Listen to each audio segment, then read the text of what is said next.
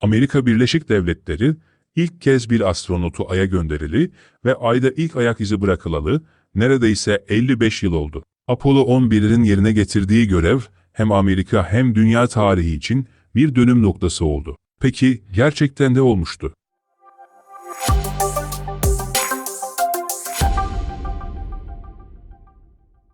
Soğuk Savaş döneminde Amerika ve Sovyetler Birliği arasında başlayan mücadele, 1957'de Sovyetlerin ilk Sputnik uydusunu fırlatmasıyla birlikte uzay yarışına dönüştü. John Kennedy 1961'de Amerika Başkanı olduğunda birçok Amerikalı, Sovyetler Birliği ile girilen bu savaşı kaybettiklerini ve Rusların teknolojisinin kendilerininkinden daha üstün olduğunu düşünüyordu. Sovyetler Birliği, 12 Nisan 1961'de Yuri Gagarin'i uzaya göndermişti. Soğuk Savaş'ın zirvede olduğu bir dönemde, Sovyetler Birliği'nin uzaya insan gönderen ilk ülke olması, Ruslarla teknolojik yarışma halinde olan Amerikalılar üzerinde çok olumsuz etki yaratmıştı. Bu olaydan sonra Birleşik Devletler Temsilciler Meclisi, Bilim ve Uzay Komitesi'nde yapılan bir toplantıda çok sayıda üye Amerika'nın Ruslardan geri kalmaması için hazırlanacak uzay programına destek olacağı sözünü vermişti. Başkan Kennedy, 20 Nisan 1961'de NASA'nın uzay çalışmalarındaki son durumu hakkında bilgi alması ve çalışmaların hızlandırılması için yardımcısı Johnson ile bir bildiri gönderdi. Yaklaşık bir hafta sonra yardımcısından sonuçları alan Başkan Kennedy, 25 Mayıs 1961'de yapılan kongre toplantısında bu ülkenin önümüzdeki 10 yılda Ay'a insan göndererek dünyayı güvenle geri getirme hedefine ulaşacağına inanıyorum, demişti. I believe that this nation should commit itself to achieving the goal before this decade is out of landing a man on the moon and returning him safely to the earth. Apollo programının ilk adımı, Mercury programı uçuşlarında 4 Aralık 1959 tarihinde Leader-2 roketiyle uzaya gönderilen Sam ismindeki erkek maymunla atılmıştı. Apollo programının gerçekleşmesi için uygulanan Mercury ve Gemini programlarında uzun süreli uzay ortamında bulunan insanın yetenekleri ile malzemenin dayanıklılığına ait bilimsel araştırmalar yapılmıştı. Amerika'nın uzay kurumu Apollo'nun görevini yerine getirebilmesi için 400 bin kişiyi çalıştırdı ve 25 milyar dolar harcama yaptı. Apollo 11 görevi için de 3 adet astronot seçildi: Buzz Aldrin, Neil Armstrong ve Michael Collins.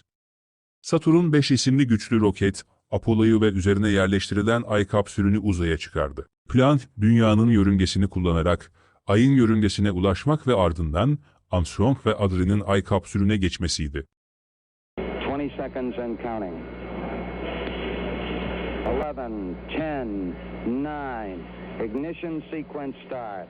Apollo 11 uzay aracı, Kennedy Uzay Merkezi'nin 39 numaralı kalkış üssünden Ay'a doğru tırmanışa geçti. Apollo 11 görevi sırasında da her şey o kadar güzel gitmiyordu. Yeryüzündeki kontrol merkeziyle aralarında iletişim sorunları yaşandı. Hatta bilgisayarlar, astronotların daha önce hiç duymadığı bir alarm sesi verdi. 1202 alarm. 1202, standing by. The 1202 program alarm. Ay'ın yüzeyine modülün inişinin gerçekleşmesi, astronotların iniş modülünü Ay'ın yörüngesinde kalacak olan komut modülünden ayırmaları gerektiği anlamına geliyordu. Apollo 11 astronotları bunu başlattığında, bağlantı geçidindeki artık basınç uzaya fırladı ve modüle fazladan bir itme gücü uyguladı. Başlangıçta Armstrong, bunun bir sorun olacağını hiç düşünmemişti. Ancak bir süre sonra planladıkları iniş alanında 3 mil kaçıracakları sonucuna vardılar. Fakat bu 4 mil olmuştu. Öngörülemeyen bir bölgeye inişleri devam ederken, Ay modülü alarm sinyalleri veriyor ve yerküreyle olan haberleşmesi akamete uğruyordu. Başka bir sorun da ortaya çıkmıştı. Ayrıca çok fazla yakıt tüketiyorlardı. Planlanan iniş alanını kaçırdıklarından, inmek için uygun yeni bir yer bulmaya çalışıyorlardı. Yeterince hızlı yapamazlarsa çok fazla yakıt yakacaklar ve planlandığı gibi Ay'ın yüzeyine inişi başaramayacaklardı. Ancak Armstrong ve Aldrin tüm bu zorlukların üstesinden geldiler ve 30 saniyelik yakıt kala Ay'a inmeyi başardılar. Artık astronotların güvenli bir şekilde Ay'ın yüzeyinde olduğu ve tüm zor zamanların geride kaldığı düşünülüyordu. Fakat Apollo 11 ekibi için durum hiç de öyle değildi. Yere indikleri anda yer kontrolü, iniş modülünden iniş aşamasında yakıt hattının basınç oluşturduğuna dair sinyaller almaya başladı. Ay yüzeyinden gelen aşırı soğukluk, yakıt hattında buz birikmesine sebep olduğu için tıkanmaya neden oldu. Bu en kısa sürede düzeltilmezse çatlayabilir ve hatta patlayabilirdi. Neyse ki motordan gelen ısı yavaş yavaş yakıt hattını eritmeye başladığı ve tıkanıklığı giderdiği için şans o gün yüzlerine gülmüştü. Artık herhangi bir alarm olmadığına göre soru Ay'da yürüyor muyuz? Oldu. Tüm bu sorunlara rağmen 20 Temmuz 1969 günü dünyadan ayrıldıktan yaklaşık 110 saat sonra Neil Armstrong Ay'a ayak basan ilk insan oldu. 20 dakika sonra onu Buzz Aldrin izledi. Armstrong'un televizyondan yayımlanan sözleri tarihe geçti. Bu benim için küçük, insanlık için çok büyük bir adım. That's one small step for man, one giant leap for mankind. İki astronot, kapsülün dışında 2 saatten fazla zaman geçirerek Ay'ın yüzeyinden örnekler topladı, fotoğraflar çekti ve bazı deneyler yaptı. Ay'ı keşifleri bittikten sonra ikisi de başarılı şekilde Apollo 11'e geri döndü. Dünyaya dönüş yolculuğu başladı. 24 Temmuz'da ekip Büyük Okyanus'a indi. May their achievements contribute to the unity of mankind and peace for all your people in this. Bunların hepsini birçoğumuz biliyoruz. Peki, Ay'a gerçekten gidildi mi?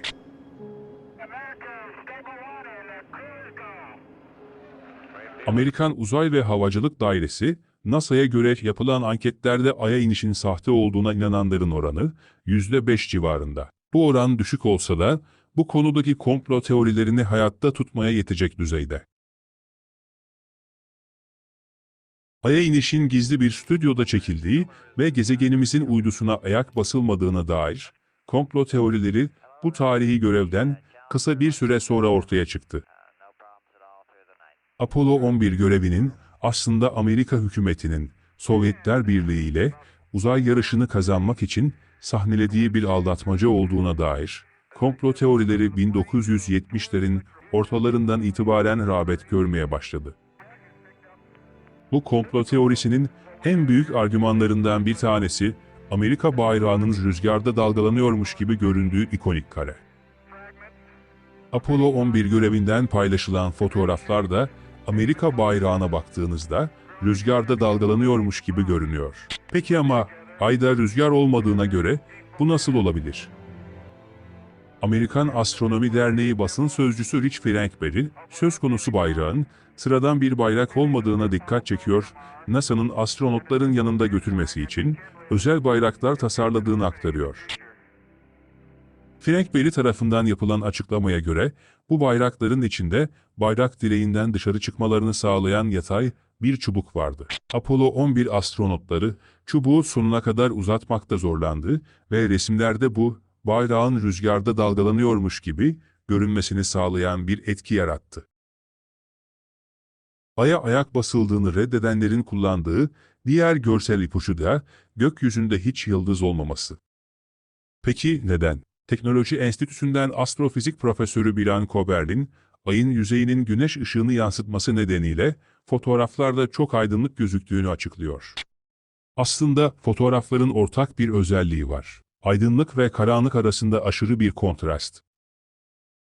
Bu aydınlık da yıldızların görece daha az olan ışığını iyice yok ediyor. Bu nedenle Apollo 11'in Ay seyahati fotoğraflarında yıldızları göremiyoruz. Çünkü yıldızların ışığı çok zayıf.